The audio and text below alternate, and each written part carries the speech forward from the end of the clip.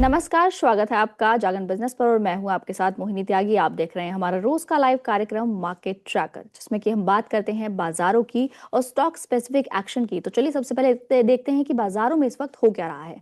तो एक बार नजर डालें बाजारों पर, तो फिलहाल निफ्टी 24,100 के ऊपर कंफर्टेबली कामकाज करता हमें नजर आ रहा है। जब शुरुआत हुई थी तब निफ्टी ने एक अचानक से डिप हमें नजर आई थी, लेकिन उसके बाद वापस 24,000 के ऊपर के लेवल्स हमें देखने को मिले और अभी हाल ही में पिछले 5 से 10 मिनटों में निफ्टी में एकाएक तेजी देखने को मिली है। करीबन 24,112 का लेवल इस वक्त निफ्टी हमें दिखा रहा है। अगर बैंक निफ्टी की बात करूं तो बैंक निफ्टी भी अब हरे निशान में नजर आ रहा है, और इससे पहले बैंक निफ्टी जब तक शो शुरू नहीं हुआ था उससे पहले थोड़ा लाल निशान नजर आ रहा था, लेकिन अब वापस से हरे निशान में हल्की सी अब बढ़त हमें देखने को मिल रही है। 58,212 के ऊपर बैंक निफ्टी हमें कामकाज करता हुआ नजर आ रहा है। ब्रॉडर इंडाइसेस को देखिए कि मार्केट में क्या हो रहा है, तो इस वक्त मिड कैप और स्मॉल कैप अभी भी लाल निशान में नजर आ रहे हैं। इंडिया विक्स में हल्की तेजी है। और इसके अलावा अगर मैं इंडाइसेस की बात करूं तो फिलहाल ऑटो में करीबन 1% की गिरावट नजर आ रही है। इसके अलावा फाइनेंशियल सर्विसेज में हल्की खरीदारी देखने को मिल रही है। एफएमसीजी सेक्टर में भी हल्की खरीदारी देखने को मिल रही है। आईटी में गिरावट है आज। इसके अलावा मेटल स्टॉक्स में अच्छी खरीदारी देखने को मिल रही है, और फार्मा सेक्टर आज सबसे अच्छा चलने वाले सेक्टर्स में से एक है। उसमें करीबन 1.5% से ज्यादा की बढ़त देखने को मिल रही है आज निफ्टी फार्मा में। चलिए अगर और किसी सेक्टर को देखें तो आज दबाव में जो सेक्टर है वो है रियलिटी। इसके अलावा कंज्यूमर ड्यूरेबल्स में भी हल्का दबाव नजर आ रहा है, और ऑयल एंड गैस सेक्टर में भी हल्का दबाव देखने को मिल रहा है, क्योंकि जो मिडिल ईस्ट की टेंशन है वो पिछले बीते 3 दिनों में गहराती हुई नजर आ रही है। वापस से ईरान और यूएस के बीच जो संधि थी वो टूटती नजर आ रही है। अब देखना होगा कि ये कितनी आगे एस्केलेट होती है या फिर से ये शांत हो जाते हैं दोनों देश, क्योंकि लगातार हम यही देख रहे हैं कि बार बार संधि होती है और वो टूट जाती है। और चलिए अब एक बार ब्रॉडर इंडाइसेस और इसके साथ ही स्टॉक स्पेसिफिक एक्शन पर डिस्कशन करने के लिए हमारे साथ हमारे खास मेहमान को बुलाते हैं। आज हमारे साथ मौजूद है Rajesh Sharma, senior research analyst, commodity समाचार से। सर आपका बहुत बहुत स्वागत है। बहुत बहुत धन्यवाद मोहिनी जी। सभी दर्शकों को भी गुड मॉर्निंग। बिल्कुल सर। सर आज आप हमारे चैनल पर पहली बार आए हैं, और बिल्कुल आज हम आपसे आपकी राय लेंगे और फिर उसके बाद हम कोशिश करेंगे कि आप लगातार हमारे चैनल से जुड़े रहें। तो माफ कीजिएगा। सर सबसे पहले तो निफ्टी पर बात करना चाहूंगी कि निफ्टी इस वक्त 24,100 के ऊपर ट्रेड कर रहा है। बैंक निफ्टी में भी हल्की तेजी नजर आ रही है। दोनों इंडाइसेस पर इस वक्त करना क्या है? देखिए, जिस तरह से मूवमेंट चल रहा है तो निफ्टी और बैंक निफ्टी अभी दोनों ही रेंज बाउंड दिखाई दे रहे हैं, क्योंकि कल मंथली एक्सपायरी है। और हम देख रहे हैं कि बाजार जो है अपने ना क्रूशियल मूविंग एवरेजेस के बीच में ही ट्रेड हो रहा है। नीचे में 23,650 और ऊपर में हम देखें तो 24,300। ये एक ब्रॉडर रेंज है। मार्केट इसमें अपना काफी समय से टाइम बिता रहा है। करीब करीब आप देखेंगे 8 से 9 दिन हो चुके हैं। पर ये बहुत अच्छा साइन है, क्योंकि जब एक बाजार कंसोलिडेशन के बाद अगर ब्रेकआउट लेता है तो वो ब्रेकआउट ज्यादा सस्टेनेबल होता है और उस पर भरोसा किया जा सकता है। तो अब करना क्या चाहिए? जब तक 23,650 के ऊपर निफ्टी सस्टेन कर रहा है क्लोजिंग बेसिस पर, आपको शॉर्ट तो नहीं करना है। किसी भी डिक्लाइन पर आपको अपॉर्चुनिटी देखनी है बाय करने की। अच्छे स्टॉक अच्छे सपोर्ट के आसपास बाय करेंगे। अगर मार्केट 23,650 किसी भी दिन और किसी भी सिचुएशन में आ जाए तो वहां घबराना नहीं है। वहां जितना बुलिश अभी हो या जितना बुलिश मैं हूं, मैं उससे डबल बुलिश हो जाऊंगा अगर 23,600 मार्केट अपना वो जो गैप है उसको फिल कर देता है। तो उसके बाद मेरा अगला टारगेट निफ्टी पे होगा 25,000 का। तो आप बिल्कुल बेफिक्र होकर बाय ऑन डिक्लाइन कीजिए, घबराने की जरूरत नहीं है। 23,600 के आसपास मिले, बेधड़क होके लॉन्ग बनाइए। जी। ओके, तो यानी कि आपकी बाय एंड डिप की सलाह इस वक्त रहेगी बाजार पर कि बाजार अगर नीचे जाता है तो हमें घबराने की भी जरूरत नहीं है। हालांकि वो लेवल्स भी टेस्ट हो सकते हैं, क्योंकि लगातार जो अप डाउन चीजें हैं और जो जियो पॉलिटिकल इशूज हैं वो एस्केलेट होते नजर आ रहे हैं। ऐसे में सर बैंक निफ्टी को अगर देखें तो बैंक निफ्टी ने इससे पहले भी हमें रैली दिखाई है। 2-3 बार बैंक निफ्टी काफी अच्छा चला है, और अब 58,000 के लेवल पर हमें नजर आ रहा है। काफी अच्छी रैली हम देख चुके हैं, करीबन 1,000 से 2,000 पॉइंट्स की रैली हम देखने को मिली है। क्या अब ये रैली फिर से देखने को मिलेगी? इस बार फिर से बैंक निफ्टी लीड कर सकता है? देखिए, बैंक निफ्टी थोड़ा सा यहाँ पे एक रेजिस्टेंस फेस कर रहा है, और आरएसआई को देखता हूँ तो एक नेगेटिव डाइवर्जन डेली चार्ट में मुझे दिख रहा है। लेकिन हाँ, हम्म। चार्ट में नेगेटिविटी अभी भी नहीं है। बैंक निफ्टी का जो नीचे का लेवल है वो आता है 56,000। 56,000 के ऊपर जब तक है आपको डिक्लाइन पे बाय ही करना चाहिए।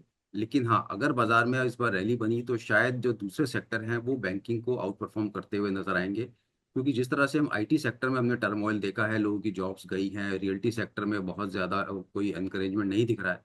तो शायद हो सकता है बैंकिंग सेक्टर में आने वाले समय के अंदर कुछ एनपीएस की प्रॉब्लम दिखे।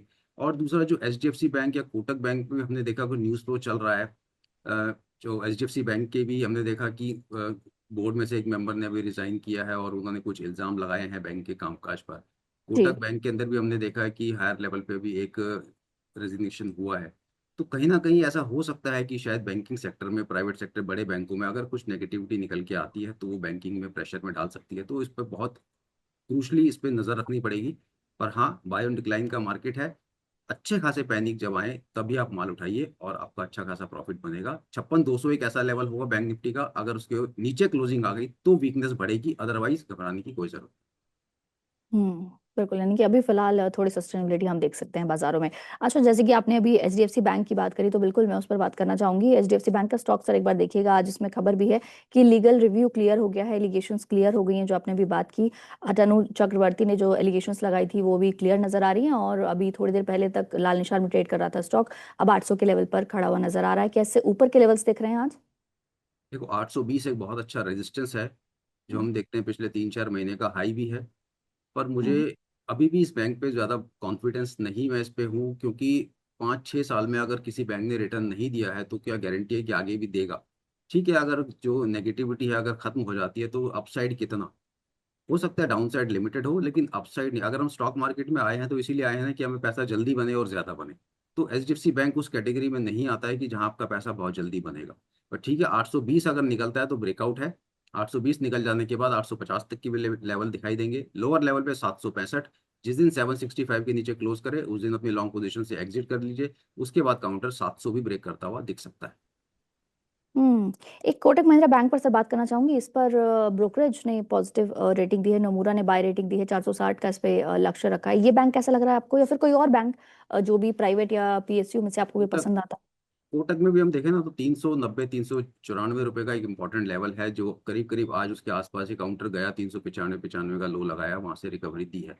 पर लेकिन काउंटर अभी भी ऐसा बुलिश नहीं है जो मैं कहूँ कि 400 वाला काउंटर 800 हो जाएगा या 1000 हो जाएगा। हाँ, दूसरे बहुत सारे ऐसे काउंटर हैं जहाँ पे अपॉर्चुनिटी दिख रही है। तो इन है? बैंकों के अंदर मेरे से लगता नहीं है कि इन्वेस्टमेंट करके पैसा बनाया जा सकता है। आप इसमें ट्रेडिंग मूव लीजिए, किसी भी डिक्लाइन पे सपोर्ट पे मिलता है ले लीजिए, लेकिन 4-5% के मूव के बाद ये थक जाते हैं, बहुत ज्यादा चल नहीं पाते हैं। और ना ही हम्म। अब इनका इतिहास भी रहा है कि इन्होंने इन्वेस्टर को पैसा बना करके दिया नहीं है। तो अवॉइड कर लेंगे तो ज्यादा बेटर है। किसी के पास अगर है तो 385 का स्टॉप लॉस लगा लो कोटक बैंक में। ऊपर में वेट करो, 420 के लेवल अगर निकलते हैं तो शायद एक रैली बन जाए, अदरवाइज अभी कोई उम्मीद नहीं दिख रही। और कोई और बैंक जो आपको पसंद हो?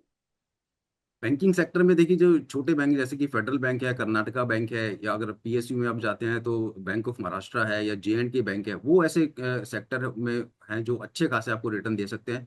और बाजार के साथ साथ वो नए हाइज भी लगाते चले जा रहे हैं। तो आपको दिख सकता है कि जो बैंक पिछले 5 साल से नहीं चल रहे और वो काउंटर जो लगातार नए हाइज बना रहे हैं, तो आप ऐसी जगह रहिए जहाँ पे आपका पैसा अच्छे से बन सकता है। एसबीआई भी आप उसको ऐड कर सकते हैं, एसबीआई में भी ठीक ठाक रिटर्न बन सकता है। जी।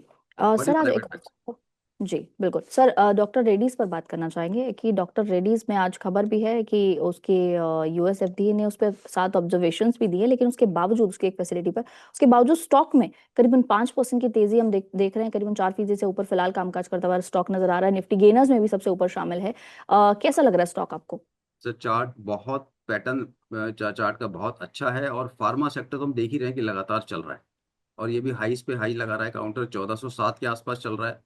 हालांकि आज काउंटर के अंदर अच्छी खासी बाइंग है और वॉल्यूम के साथ बाइंग है। तो हो सकता है कि कुछ दिनों में, आने वाले 2-4 दिनों में एक रिट्रेसमेंट हमें देखने को मिले, 360-65 के आसपास के लेवल मिले। पर वो बाइंग अपॉर्चुनिटी ही होगी। अब जब तक काउंटर 1250 के ऊपर है तब तक इसमें बेचना तो नहीं है। डिप में लेते चलेंगे, 1250 का स्टॉप लॉस लगाएं और उसको ट्रेल करते चलें। ये काउंटर 1700-1800 तक भी आने वाले समय में आपको दिखा देगा। बिल्कुल।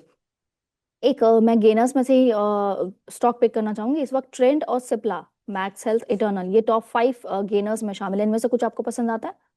देखिए, चार्ट सबके अच्छे हैं, ट्रेंड है ये भी 3300 के ऊपर सस्टेन कर रहा है इजीली। पर हाँ, थोड़ा सा अपने मूविंग एवरेज से दूर हो गया है। तो हो सकता हम्म। है डिक्लाइन में आपको 3100, 3080 तक के लेवल मिले, तो वहां भी लॉन्ग करके चल सकते हैं 2950 के स्टॉप लॉस के साथ। तो ट्रेंड का चार्ट बढ़िया है। सिप्ला दूसरा बोला आपने? जी, सिप्ला बोला, मैक्स हेल्थ, और इसके अलावा इटर्नल। सिप्ला में भी देखिए आज फ्रेश ब्रेकआउट है। सिप्ला के अंदर भी एक लॉन्ग टर्म चार्ट पे बाय ट्रिगर हो रहा है। अगर आज ये 1470 के ऊपर की क्लोजिंग दे देता है तो ये भी किसी भी डिक्लाइन पे बाय है, और आने वाले समय में हमें इसमें 2000 तक के भी लेवल दिखाई दे सकते हैं। अगर कोई यहाँ भी पोजीशन बनाता है तो आपका स्टॉप लॉस रहेगा उसमें 1320 रुपए का। Continue to hold and buy here also. Hmm. IRFC का स्टॉक देखिएगा सर, इसमें सरकार ने हाल ही में ओएफएस के जरिए 2084 करोड़ रुपए जुटाए हैं। सक्सेसफुल ओएफएस रहा है। ऐसे में कैसा लग रहा है स्टॉक? क्या इसमें अभी निवेश की रणनीति बनानी चाहिए या नहीं? सरकार के लिए तो सक्सेसफुल है, लेकिन इन्वेस्टर्स के लिए तो ये क्या है, बस इस पे तो बात करने के लिए कुछ बचा है नहीं। 87 रुपीज का एक पिछला एक स्विंग लो लगा हुआ है जो 30 को लगा था। अगर वो 87 के नीचे भी काउंटर जाता है फिर तो इसकी गिरावट और ज्यादा बढ़ जाएगी। लेकिन हम्म। फिलहाल अभी काउंटर में कोई रैली बनती हुई मुझे दिख भी नहीं रही है। कोई फ्रेश एंट्री भी लेना चाहता है तो अवॉइड करे, छोड़ दें। जब तक काउंटर ऊपर में 102 103 ना निकाले तब तक कुछ इसमें ब्रेकआउट आएगा नहीं। लोअर लेवल मिल रहे हैं तो उसमें मतलब ऐसा नहीं सोचना कि सस्ता मिल रहा है तो बाय कर ले, अवॉइड करें। किसी भी रैली में के अंदर भी इसमें सेलिंग आपको देखिए कि 95 96 पे जाता हुआ काउंटर थक जाएगा, ज्यादा से ज्यादा 100 तक चला जाता है। अदरवाइज मेरे लिए काउंटर पूरी तरीके से अवॉइड है जब तक कोई अच्छे पैटर्न बाय साइड के नहीं बन जाते। जी। सर, ऑटो सेक्टर पे बात करना चाहूंगी। ऑटो सेक्टर में आपका क्या ख्याल है? क्या इसमें कुछ पसंद आता है आपको? और इसके अलावा ऑटो सेल्स का डेटा भी, अब जब जून का ऑटो सेल्स का डेटा आएगा तो उसमें ऑटो कंपनीज के जो नंबर्स आएंगे उनसे हम ये देखेंगे कि कैसी कंज्यूमर डिमांड रही है, क्या वॉर का कितना इम्पैक्ट रहा है इस वक्त, कैसी लोगों की इस वक्त मोमेंटम है खरीदारी को लेकर, वो सब देखने को मिलेगा। लेकिन क्या इस वक्त ऑटो सेक्टर में एंट्री लेने का ये मौका लग रहा है आपको? देखिए, ऑटो सेक्टर ने पास्ट में पिछले 1 1.5 साल में बहुत अच्छा पैसा बना करके दिया है लोगों को। अभी भी अगर मैं देख रहा हूँ तो कुछ एक काउंटर ऐसे हैं जो बहुत अच्छा नीचे से रिवर्सल दिखा रहे हैं, और कुछ काउंटर हैं जो हायर लेवल पे अब लग रहा है कि अब वो थक गए हैं। तो जहाँ रिवर्सल बन रहा है उसमें एक तो है टाटा मोटर कमर्शियल व्हीकल, तो ये मुझे बहुत अच्छा लग रहा है। काउंटर फ्रेश ब्रेकआउट है, 427 रुपये चल रहा है। ये भी डिक्लाइन पे आपको ऐड करना चाहिए 350 रुपये के स्टॉप लॉस के साथ। और इस काउंटर में मैं लॉन्ग टर्म के लिए काफी बुलिश हूँ। मुझे उम्मीद लग रही है कि ये काउंटर 600 रुपये तक के भी लेवल आने वाले समय में दिखा देगा। इसके साथ साथ हम्म। अशोक लेलैंड भी है, तो ये एक साथ ही काउंटर चलेंगे। क्योंकि कमर्शियल व्हीकल में हम देख रहे हैं कि जिस तरह के ट्रक्स अभी गवर्नमेंट का ये मानना है और इनका बोलना भी है कि भी आने वाले समय में हम सारे डीजल के जितने भी ट्रक्स हैं उन सबको रिप्लेस करेंगे, चाहे फिर वो गैस में करते हैं या उसको फिर वो एलएनजी पे करते हैं या इलेक्ट्रिक में करते हैं, कैसे भी करेंगे लेकिन वो ट्रक्स रिप्लेस होंगे। तो जब इतनी बड़ी डिमांड इस सेक्टर में निकल करके आएगी कमर्शियल व्हीकल में, तो मैं इसमें लॉन्ग टर्म में बुलिश हूँ। कोई भी डिक्लाइन मिलती है तो टाटा मोटर कमर्शियल व्हीकल और अशोक लेलैंड, इनको आप डिक्लाइन पे लेंगे तो बहुत अच्छा आपको मोमेंटम मिल सकता है। प्लस जो ईवी वाले स्टॉक्स हैं, चाहे वो आपका M&M हुआ या फिर मारुति हुआ, ये हायर लेवल पे थोड़ा सा वहाँ पे सस्टेन नहीं हो पा रहे हैं। तो वहां हम्म। से अभी एक बार अपना फोकस हटाइए, और जो कमर्शियल व्हीकल में है आप यहाँ फोकस कीजिए, ऑटो में, यहाँ आपका पैसा अच्छा बन जाए। इसमें टाटा मोटर कमर्शियल व्हीकल पर भी आप बुलिश हैं? तो इसी पे टाटा मोटर कमर्शियल पे ही मैं ज्यादा बुलिश हूँ। 600 रुपये तक के लेवल आने वाले समय में दिख जाएंगे।